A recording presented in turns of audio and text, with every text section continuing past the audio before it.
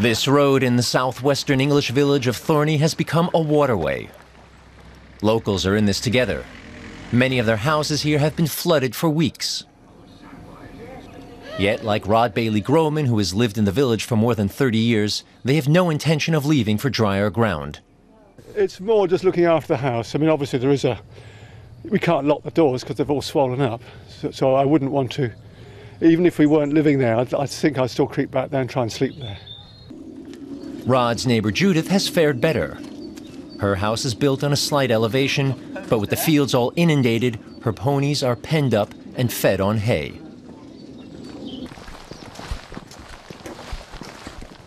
There's the water that comes all the way, goes right across the moor. But we're lucky, we won't flood. I mean, if we flood, the whole of Somerset's going to flood, I think. The Davis family wades carefully through the floodwaters, which are contaminated with waste. With no central sewage system in this rural part of the country, each house has its own septic tank, the contents of which mixed with the rainwater long ago. With almost all the streets around Thorney blocked, moving about is difficult, and the school run takes much longer. It's gone from sort of 15 minutes up to sort of 45 minutes now. Obviously the impact that has on sort of fuel and everything else with the price of it, it all just sort of spirals out of control. The neighboring village of Muchelny has been completely cut off. Villagers blame the authorities for the floods, which they believe could have been prevented by systematic river dredging. If you've got a river that is sort of like that, and you let it get to the stage where it's a third of the volume, well then you can't expect water to go through at the same rate that it should do. If we were French, there'd have been a convoy of trailers dumping silt in Downing Street already. Yeah. We don't really behave like that here, but I think the feeling is that if this goes on, Downing Street will be full of silt soon. Local politician David Hall admits that mistakes were made. Government austerity measures resulted in staff cuts, which in turn meant rivers were not dredged. Equally, the volume of construction projects upstream has rendered the ground less able to absorb rainwater. There's always that contradiction.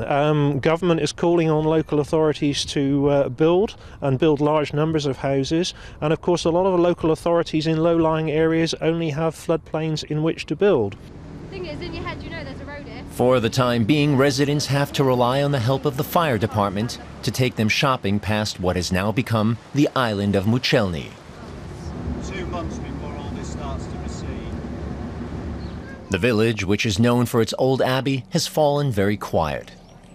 Residents' cars have been redundant for weeks. A little ferry takes locals to the next largest village, where they can stock up on supplies. Residents agree that Muchelny will not be sunk by floodwaters. Well, I mean, there are some solutions which could be engineered without too much difficulty, like the road across to the west here is fairly short but very deep. That could be raised up to, above the flood level. That would be a great help, and that could possibly be done. We're not flooded. Are high. We're a good community. Yeah, I think you've just got to make the best of it, because what else can you do once the water's here? It's here. Upstream, water levels are still rising. A load of sand has just been delivered, and residents are trying to reinforce their defenses.